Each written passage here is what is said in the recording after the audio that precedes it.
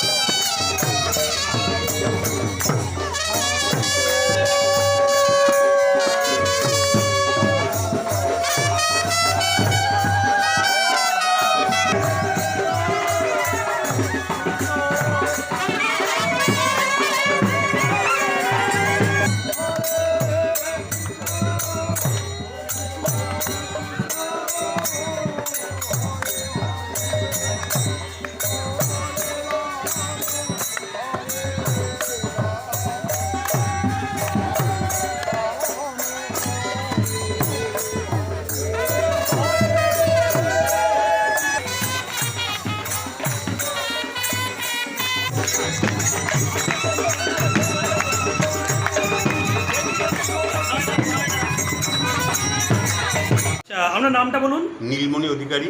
আচ্ছা, আপনি শ্যামসুন্দরের কি সেবায়িত? সেবায়িত, হ্যাঁ। আচ্ছা, আপনার বাড়ি? আমার বাড়ি লোহাপুর। আচ্ছা, আজকে যে শ্যামসুন্দর জিউর আজকে যে মন্দির নির্মাণ হলো, এই সম্পর্কে আপনি কি জানেন, একটু তথ্যটি তুলে ধরেন। এই মন্দির নির্মাণের মূলে হচ্ছে আমার খুব বাসনা ছিল গ্রামের সমস্ত মানুষকে নিয়ে একটা মিলন উৎসব করা। প্রথম উৎসব দরকার আমার শ্যামসুন্দরকে মন্দিরের মাধ্যমে এবং এই উৎসবের মাধ্যমে আমি সর্বস্তরের মানুষকে এক জায়গায় আনতে চেয়েছি। আমার উদ্দেশ্য একটাই, হ্যাঁ। এবং ভগবানের মন্দির, আমাদের গ্রামীণ দেবতা, সবাই উৎসব করুক, সবাই আনন্দ করুক, আমার এইটাই ইচ্ছা হওয়া। এইটার জন্যই মন্দির, এইটার জন্যই আমার বিগ্রহকে। আচ্ছা, আজ কি অনুষ্ঠান সূচি আছে? আজকের অনুষ্ঠান কিছু বলতে আমাদের পূজা, হোম, যজ্ঞ যা যা হওয়া দরকার সেগুলো হবে, গীতা পাঠ, হ্যাঁ।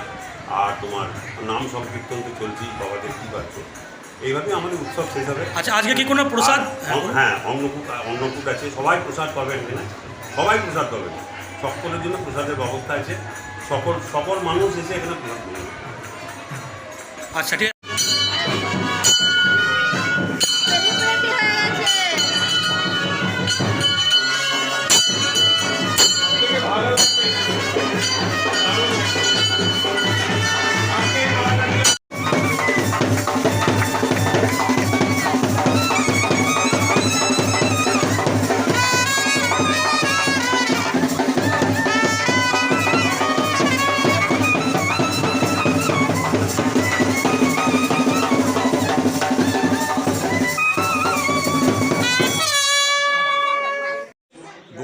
অধিকারী। আপনার বাড়ি? লোহাপুর। আচ্ছা, আজকে যে রাধা শ্যামসুন্দর জিউর দোল মন্দির প্রতিষ্ঠা হলো, এই দোল মন্দির প্রতিষ্ঠা নিয়ে কিছু তথ্য তুলে ধরুন। এবং আমরা জানি যে রাধা শ্যামসুন্দরের একটা ইতিহাস আছে, সেইটার সম্পর্কে যদি কিছু তথ্য তুলে ধরতেন। লোহাপুরের এই যে রাধা শ্যামসুন্দরের যে সেবার কাহিনী, এর সঙ্গে জড়িয়ে আছে, প্রথমে দেখতে হবে লোহাপুরের যে নামটি, তার ইতিবৃত্ত। কিংবদন্তি অনুসারে বলা হয়ে থাকে যে নয়াপুর থেকে অপভ্রংশ হয়ে এসেছে এই লোহাপুর গ্রামের নামটি। এখনও তার কিছু স্মৃতি ধ্বংসাবশেষ দেখতে পাওয়া যায় দামোদরের তীরবর্তী এলাকায়, যেখানে এখন যে একটা মন্দির কয়েক বছর আগেও ছিল। শোনা যায় যে এই অধিকারী বংশ তারা এককালে ওই দামোদরের কোনো তীরবর্তী এলাকায় বসবাস করতেন, পরবর্তীকালে এই এলাকায় তারা চলে আসেন। সেটা কোনো বন্যা বা অন্য কোনো হয়তো প্রাকৃতিক দুর্যোগের কারণেও হতে পারে। এবং আমাদের যে পূর্বপুরুষ, এই যে রাধা শ্যামসুন্দরের যে সেবার কাহিনী, এই পূর্বপুরুষ শোনা যায় তিনি ছিলেন অপুত্র সিদ্ধান্ত নেন যে তিনি আর এই সংসারে থাকবেন না। এই সেই বৃদ্ধা তারা সংসারে না থেকে তারা বৃন্দাবন যাবার সিদ্ধান্ত নেন। বৃন্দাবন যাওয়ার দিনে যেদিন তারা বৃন্দাবন চলে যাচ্ছেন, সেই সময় কাছাকাছি একটি মানে মাঠে একটি সুবিশাল একটি মাঠ, সেটা পার হওয়ার সময় শোনা যায় একটি কৃষ্ণবর্ণের বালক সে তাদের সামনে এসে দাঁড়ায় এবং বলে যে তোমরা কোথায় যাবে? না, আমরা বৃন্দাবন চলে যাচ্ছি, আমাদের পুত্র সন্তান কেউ সংসারে নেই, আমাদের আর দরকার নেই, আমরা বৃন্দাবনে গিয়ে বাকি জীবনটা ওখানে কাটাবো। সেই বালকটি বলে না, তোমাদের বৃন্দাবন যাওয়ার দরকার নেই, আমি বৃন্দাবনচন্দ্র তোমার বংশে আসতে ইচ্ছুক, তুমি ফিরে যাও। ওই লোহাপুর গ্রামের মধ্যস্থলে পাড়াতে দেখবে একটি বট বৃক্ষ আছে, ওখানে একটি কোটরের মধ্যে কৃষ্ণমূর্তি পাবে, সেটা নিয়ে যাবে, নিয়ে তার সেবা করো, সেবা করলেই তোমাদের পুত্র সন্তান হবে এবং তোমাদের আর বৃন্দাবন যাওয়ার প্রয়োজন হবে না, তোমাদের বংশ রক্ষা হবে। সেই বৃদ্ধ এবং বৃদ্ধা ফিরে আসেন এবং শোনা যায় যে পরবর্তীকে তারপরের দিনে যখন তারা সকালে সেই বটবৃক্ষের কাছে যান, দেখেন যে সত্যি একটি কৃষ্ণমূর্তি সেখানে রয়েছে, যদিও সেটি ভগ্ন অবস্থায় ছিল। পরে আমাদের পূর্বপুরুষরা তারা বিভিন্ন পণ্ডিতের কাছে মতামত নেন, ভাগ করা এইসব পণ্ডিতের কাছে মতামত নেওয়ার পরে তারা বলেন যে না, কৃষ্ণ মূর্তি শুধু নয়, এর সঙ্গে রাধারানীর দরকার, এবং রাধারানী মূর্তিটি তার সঙ্গে সংযোজিত হয়ে যুগল মন্ত্রের উপাসনা তারা শুরু করে। যুগল উপাসনা শুরু হয় এবং আরও পরবর্তীকালে ওই রাধারানী মূর্তি একসময় চুরি হয়ে যায়। চুরি হয়ে যাওয়ার পরে রাধারানী পাওয়া যায় না। পরে একটি বাঁকা বা কোন এলাকার একটি ছোট্ট নদীতে জলাশয়ে আজকে দেখতে পায় যে রাধারানী একটি কাপড়ের খুঁটি সেখানে ভাসছে, রাধারানীকে নিয়ে আসেন এবং এই যে সেবার গ্যাপ, রাধারানী যখন ছিলেন না সেই সময় আর একটি ছোটো মূর্তিকে কৃষ্ণের কাছে, শ্যামসুন্দরের কাছে এনে রাখা হয় এবং রাধারানীকে পাওয়ার পর তার নাম হয়ে যায় ললিতা, থেকে যান রাধারানী। এর ফলে এখনও দেখবেন সেখানে শ্যামসুন্দর আছেন, রাধারানী আছেন এবং ললিতা। সেবা এইভাবেই চলে আসছে। যদিও লোহাপুর গ্রামে সেরকম কোনো মন্দির ছিল না, আগে ব্রাহ্মণপাড়া মধ্যস্থলে একটি মন্দির ছিল, সব ছোটোবেলায় আমরাও দেখেছিলাম, কুয়ো ছিল, মন্দির ছিল, সেটিও ধ্বংস হয়ে যায়। এবং এখানে যে দোল মন্দির রয়েছে সেই দোল মন্দিরের একটি ছোট্ট অবস্থা ছিল, সেটা প্রতিবারই মাটি ফাটি দিয়ে তৈরি করা হবে এবং ওই এইগুলি দোল হতো। আমাদের পঞ্চম দোল হয়, যেহেতু পূর্ণিমাতে আমাদের গুরু বাড়িতে দোল হয়, আমরা গুরুর সম্মানে আমরা পূর্ণিমার দোল করি না, আমাদের দোলটা হয় পঞ্চম দোল। তো পঞ্চম দোলে মূলত আমাদের আবির খেলা হয়, এখানে রঙের কোনো ব্যবহার নেই, যদিও এখন কিছু যত রঙের খেলা হয় কিন্তু এখানে রং খেলা নিষিদ্ধ, এখানে মূলত আবির খেলা হয়। রাধারানী কৃষ্ণের চরণে আবির সবাই দেয়, সবাই মেতে ওঠে এবং এখানকার এই যে দোল উৎসব, এর বৈশিষ্ট্য হচ্ছে এই রাধারানী এবং শ্যামসুন্দরের দোল উৎসব কিন্তু কেউ সেবায়িতদের একার নয়, এই উৎসব যেন গোটা গ্রামের উৎসব, সবাই মেতে ওঠেন এই উৎসবে, ধর্ম বর্ণ নির্বিশেষে সবাই মেতে ওঠেন এই উৎসবে। সেইভাবেই হয়। এবারও পঞ্চম দোল হবে। ইতিমধ্যে আমাদের এই মন্দিরটি হলো, যদিও এটি এভাবে ছিল না, আবার নতুন করে সংস্কার করে মন্দিরটি এভাবে তৈরি হলো।